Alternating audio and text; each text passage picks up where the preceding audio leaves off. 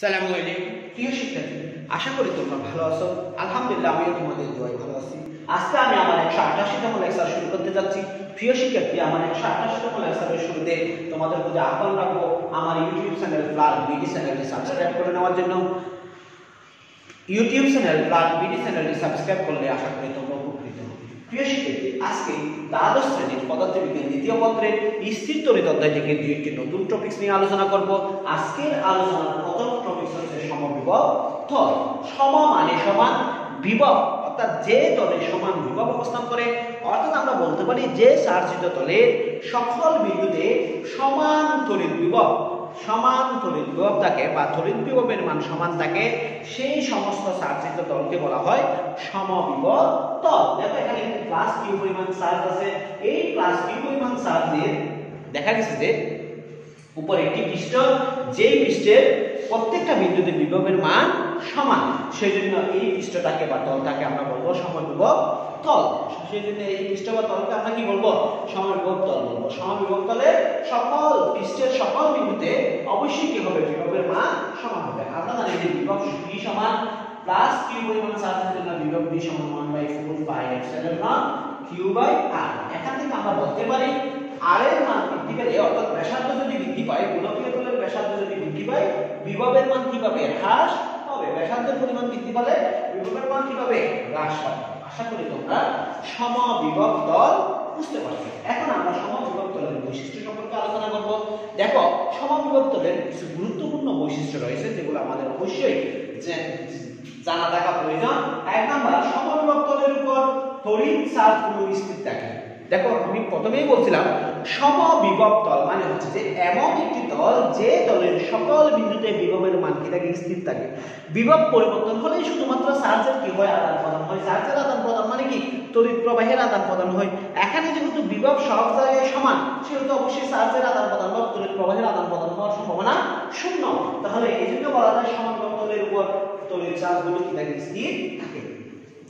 দুই নাম্বার, সমবিভব তলের উপর কোনো চার্জকে এক বিন্দু হতে অপর বিন্দুতে স্থানান্তর করলে কাজের পরিমাণ কি হবে? শূন্য হবে। দেখো, আমরা জানি যে কোন চার্জকে এক বিন্দু থেকে অন্য বিন্দুতে নিয়ে গেলে সেই ক্ষেত্রে কাজ হয়। শর্ত হচ্ছে যে বিভব পার্থক্য থাকতে হবে। কি থাকতে হবে? বিভব পার্থক্য থাকতে হবে। সমবিভব তলের মধ্যে প্রত্যেকটি বিন্দুতে বিভবের মান সমান থাকার কারণে সেখানে কোনো কি নেই? বিভব পার্থক্য নেই। দেখো, এখানে মনে করলাম একটি সমবিভব তলের উপর দুটি বিন্দু, একটি A এবং একটি B। এখানে মনে করলাম B বিন্দু থেকে একটি চার্জকে A বিন্দুতে নিয়ে আসলাম। আসার কারণে বিভবের কি হতে পারে? পরিবর্তন হতে পারে। কিন্তু মনে করলাম A বিন্দুতে বিভব হচ্ছে VA, B বিন্দুতে বিভব হচ্ছে VB। দেখো, সমবিভব তলের উপর থাকার কারণে VA এবং VB পরস্পর সমান। এখন যদি B বিন্দু থেকে A বিন্দুতে কোন চার্জকে নিয়ে আসি, অর্থাৎ Q পরিমাণ চার্জকে নিয়ে আসি, সেই ক্ষেত্রে কাজ সমান দেখো Q into VB minus VA minus VB। দেখো, আমরা এখানে বলছিলাম VA সমান VB, তাহলে দেখো Q into VA minus VA, তার মানে 0। অর্থাৎ সমবিভব তলে একটি বিন্দু থেকে আরেকটি বিন্দুতে চার্জকে স্থানান্তরিত করলে সেই ক্ষেত্রে অবশ্যই কাজের পরিমাণ কি হবে? শূন্য হবে। এখন 3 নম্বর বৈশিষ্ট্যটি দেখো।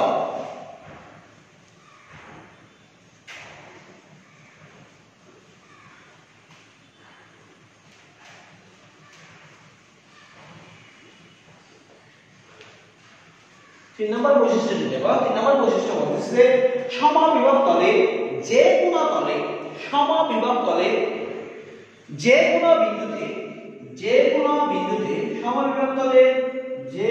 বিন্দুতে তড়িৎ ক্ষেত্র প্রাবল্য ওই তলের সাথে লম্বভাবে ক্রিয়া করে। আবার বলতেছি, সমবিভব তলে যে কোনো বিন্দুতে ক্ষেত্র প্রাবল্য বা তড়িৎ প্রাবল্য অবশ্যই ক্রিয়া করবে? লম্বভাবে ক্রিয়া করবে। দেখো, এটা যদি এই মেকানিজমের মধ্যে দেখো, এটা যদি সমবিভব তল হয়, এটা যদি প্রাবল্য হয়, দেখো এটার সাথে এই প্রাবল্যটা কিভাবে ক্রিয়া করতেছে? লম্বভাবে ক্রিয়া করতেছে। তার মানে প্রাবল্যটা সবসময় কিভাবে ক্রিয়া করতেছে? লম্বভাবে ক্রিয়া করতেছে। কাইন্ডলি একটু দেখো, লম্বভাবে কি করতেছে? ক্রিয়া করতেছে। অর্থাৎ তড়িৎ বল রেখা সমবিভব তলকে সমকোণে ছেদ করবে। তড়িৎ বল রেখা সমবিভব তলকে কি করে সমকোণে ছেদ করে। সুতরাং পৃষ্ঠ বরাবর তড়িৎ ক্ষেত্রের প্রাবল্যের কোনো উপাংশ থাকবে না। পৃষ্ঠ বরাবর তড়িৎ ক্ষেত্রের প্রাবল্যের কোনো কি থাকবে না, উপাংশ থাকবে না। এটা মনে করার জন্য মনে করলাম সমবিভব তলের উপর দুটি বিন্দু A এবং B, A বিন্দুর বিভব VA, B বিন্দুর বিভব VB এবং এদের ক্ষেত্র প্রাবল্য বা তড়িৎ প্রাবল্য E এর অভিমুখ AB রেখার সাথে দেখো ক্ষেত্র প্রাবল্য E এর অভিমুখ AB রেখার সাথে কত ডিগ্রি কোণে, θ ডিগ্রি কোণে ক্রিয়া করে। কত ডিগ্রি কোণে ক্রিয়া করে? θ ডিগ্রি কোণে ক্রিয়া করে। এখন যদি আমি B বিন্দু হতে A বিন্দুতে q পরিমাণ ধন চার্জকে কি করে নিয়ে আসি, B বিন্দু হতে A বিন্দুতে q পরিমাণ ধন চার্জকে নিয়ে আসি, সেই ক্ষেত্রে সম্পন্ন কৃতকাজের পরিমাণ হবে কাইন্ডলি একটু দেখবা প্লিজ। E cos θ, যেহেতু এখানে θ ডিগ্রি কোণে কাজ করতেছে এজন্য E cos θ into BA, B থেকে A তে নিয়ে আসছি, B থেকে কোথায় নিয়ে আসছি, A তে নিয়ে আসছি। এটাকে আমি এক নং সমীকরণ দিলাম। অর্থাৎ তড়িৎ প্রাবল্য যদি AB রেখার সাথে θ ডিগ্রি কোণে কাজ করে, সেই ক্ষেত্রে B বিন্দু থেকে A বিন্দুতে কোণে একটি চার্জকে নিয়ে আসতে টোটাল কৃত কাজটা W সমান হবে E cos θ BQ। E cos θ কি কিউ E cos θ BA। এটাকে আমি কি নাম্বার দিলাম, এক নং সমীকরণ দিলাম। আবার আমরা জানি যে বিভব পার্থক্যের সংজ্ঞা অনুসারে একক ধন চার্জকে যদি আমরা নিয়ে আসি, সেই ক্ষেত্রে আমরা কি পাই, VA VB। এটাকে দুই নং সমীকরণ দিলাম। এটা কিভাবে পেলাম, বিভব পার্থক্যের সংজ্ঞা অনুসারে একক ধন চার্জকে যদি B বিন্দু থেকে A বিন্দুতে নিয়ে আসি, সেই ক্ষেত্রে কি পাই। এখন দেখো 1 এবং 2 যদি আমরা তুলনা করি, 1 ও 2 হতে পাই, দেখো আমরা কি পাই, VA VB সমান E cos θ into BA। E cos θ কি BA। এটাকে আমি কয় নাম্বার সমীকরণ দিতে পারি, 3 নাম্বার সমীকরণ দিতে পারি। তাহলে একটু বুঝার চেষ্টা করিও। এখন যেহেতু A ও B সমবিভব তল S এর উপর অবস্থান করতেছে, কিসের উপর অবস্থান করতেছে, S এর উপর অবস্থান করতেছে, সেহেতু আমরা বলতে পারি VA সমান BB। VA সমান কি VB। যেহেতু A বিন্দু এবং B বিন্দু সমবিভব তল, A বিন্দু এবং B বিন্দু সমবিভব তল S এর উপর অবস্থান করতেছে, সেহেতু VA সমান BB লিখতে পারি। তাহলে আমি এই 3 নং সমীকরণ থেকে লিখতে পারি, দেখো 3 নম্বরে আমরা লিখতে পারি E cos θ ইনটু BA সমান 0। E cos θ ইনটু BA সমান কি 0। কেন? এখানে BA BB সমান VA VA সমান কি হবে, 0 হবে। তাহলে আমরা দেখতে পারি, দেখো cos θ সমান 0। cos θ সমান কত, 0। কাইন্ডলি একটু দেখার চেষ্টা করবা, কারণ E কখনো 0 এর সমান হতে পারে না এবং BA ও কি হতে পারে না, 0 এর সমান হতে পারে না। তাহলে আমরা লিখতে পারি cos θ সমান cos 90 ডিগ্রি, কারণ 0 হচ্ছে cos 90 ডিগ্রি মান, cos কত ডিগ্রি মান, 90 ডিগ্রি মান। তাহলে θ সমান আমরা কি লিখতে পারি, 90 ডিগ্রি লিখতে পারি। θ সমান কি লিখতে পারি, 90 ডিগ্রি লিখতে পারি। তাহলে আমরা বলতে পারি তড়িৎ প্রাবল্য সর্বদা সমবিভব তলের সাথে 90 ডিগ্রি কোণে অবস্থান করে। তড়িৎ প্রাবল্য সর্বদা সমবিভব তলের সাথে কত ডিগ্রি কোণে অবস্থান করে, 90 ডিগ্রি কোণে অবস্থান করে। আশা করি প্রিয় শিক্ষার্থী তোমরা সমবিভব তল এবং সমবিভব তলের বৈশিষ্ট্য বুঝতে পেরেছো। দেখো একটি গাণিতিক সমস্যা, 0.5 মিটার ব্যাসার্ধের একটি গোলকে 20 মাইক্রোকুলম্ব চার্জ দেওয়া আছে।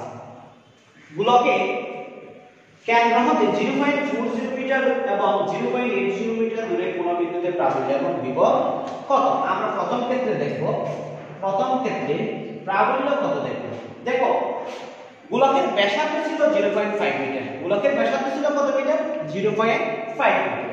বলছে যে 0.4 মিটার দূরে, কেন্দ্র হতে 0.4 মিটার দূরে প্রাবল্য কত। এখন দেখো যেহেতু 0.4 মিটার এটা গোলকের ভিতরে অবস্থান করে, গোলকের ভিতরে অবস্থান করে, গোলকের ভিতরে প্রাবল্য অবশ্যই কি হবে? শূন্য হবে। গোলকের অভ্যন্তরে প্রাবল্য অবশ্যই কি হবে? শূন্য হবে। সেই জন্য আমরা বলতে পারি প্রথম ক্ষেত্রে প্রাবল্য E সমান 0। প্রথম ক্ষেত্রে প্রাবল্য E সমান কি? 0। এবার দেখো বিভব, দেখো প্রথম ক্ষেত্রে বিভব, দেখো গোলকে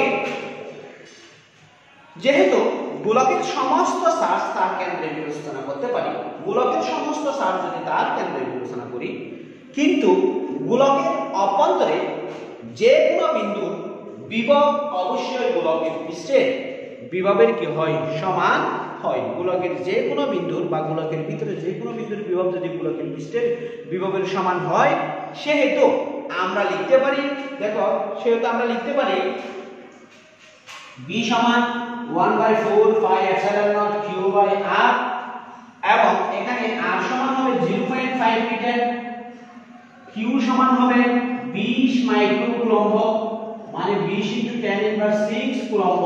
আশা করি বুঝতে পারছো গোলকের ভিতরে যে কোনো বিন্দুতে বিভব তার পৃষ্ঠের বিভবের সমান। সুতরাং পৃষ্ঠের বিভব বের করতে গেলে পৃষ্ঠের ব্যাসার্ধ কি করতে হবে? লিখতে হবে। এজন্য আমরা r সমান 0.4 এর পরিবর্তে 0. কত লিখলাম? 5 লিখলাম। q সমান 20 মাইক্রো কুলম্ব, 20 মাইক্রো কুলম্ব। আমাকে বাইর করতে বলছে কি? বিভব B1 লিখি, এটি 1 লিখি। এরপরে তাহলে আমি যদি মানটা বসাই 1/4 পাই এপসাইলন নট মানে হচ্ছে 9 × 10⁻9 newton metre square per coulomb square. তাহলে এখানে 9 × 10⁻9 20 × 10⁻6 বাই 0.5। তাহলে হিসাব করলে কত আসে একটু দেখি। হিসাব করলে আসবে 9 × 10⁻9 20 × 10⁻6 ডিভাইডেড 0.5। 0. কত? 5। আবার একটু লিখতেছি 9 × 10⁻9 20 × 10⁻6 ডিভাইডেড 0.5। 36। এখন তো সংখ্যার ওজন লক্ষ 3,60,000। 3 লক্ষ কত? 60। তার মানে V1 সমান হচ্ছে 36 একক দশক শতকরা ওজন লক্ষ সমান 3.6 × 10⁵ ভোল্ট VOLT। এটা হচ্ছে 0.4 মিটার দূরত্বে কি? গোলকের বিভব, গোলকের চার্জিত পরিবাহীটি বিভব। এখন দেখো পরের বার বলতেছে যে 0.8 মিটার দূরের কোন বিন্দুতে প্রাবল্য এবং কি বিভব কত? দেখো এই ক্ষেত্রে যেহেতু কেন্দ্র হতে 0.8 মিটার দূরে অবস্থান করে, সেহেতু অবশ্যই গোলকটি কি বিন্দুটি গোলকের কি করে? গোলকের বাইরে অবস্থান করে। বিন্দুটি গোলকের কোথায় অবস্থান করে? বাইরে অবস্থান করে। বিন্দুটি অবশ্যই কোথায় অবস্থান করবে? গোলকের বাইরে অবস্থান করবে। এবং এই ক্ষেত্রে অবশ্যই প্রাবল্য থাকবে, বিভবও থাকবে। এই ক্ষেত্রে দেখো আমি যদি r1 লিখি, r1 সমান কত হবে? 0.8 এবং v2 সমান জানি না, v2 সমান তাও জানি না। আমি প্রথম ক্ষেত্রে মানে দ্বিতীয় ক্ষেত্রে প্রাবল্য E2 সমান লিখতে পারি 1/4 pi epsilon nought into q by r2 square, sorry r1 square লিখি, r1 স্কয়ার। তাহলে এখন আমরা লিখতে পারি 9 × 10⁻9 ইনটু q সমান হচ্ছে 20 × 10⁻6, এটা হবে 0.8 হোল স্কয়ার। তাহলে টোটাল কত আসে দেখি? এই 0.8 মিটার দূরে প্রাবল্য 9 × 10⁻9 ইনটু 20 × 10⁻6 ডিভাইডেড 0.8 হোল স্কয়ার। তাহলে কত আসছে? 2.81 × 10⁵। 2.81 × 10⁵, 2.81 × 10⁵ নিউটন পার কুলম্ব। এটা হচ্ছে 0.8 মিটার দূরে প্রাবল্য এবং 0.8 মিটার দূরে বিভব V2 সমান হবে 1/4 pi epsilon nought q by r1 square, q by r1 square. তাহলে এখানে আসবে 9 × 10⁻9 20 × 10⁻6 বাই 0.8 স্কয়ার হবে না এখানে 0.8 তাহলে টোটাল কত আসে দেখি ক্ষেত্রে কয় ভোল্ট আছে তাহলে 9 into 10 to the power 9 into 20 into 10 to the power 6 divided 0.8 9 into 10 to the power 9 into 20 into 10 to the power 6 divided 0.8 তাহলে 2.25 into 10 to the power 2.25 into 10 to the power 5 volt 2.25 into 10 to the power 5 volt এটাই হচ্ছে 0.8 metre দূরে বস্তুটির বিভব 0.8 metre দূরে বস্তুটির বিভব প্রিয় শিক্ষার্থী আশা করি বুঝতে পারছো আজকে এই পর্যন্ত আমরা আগামী এপিসোডে নতুন একটা টপিক নিয়ে তোমাদের সামনে হাজির হব এই পর্যন্ত ভালো থেকো আসসালামু আলাইকুম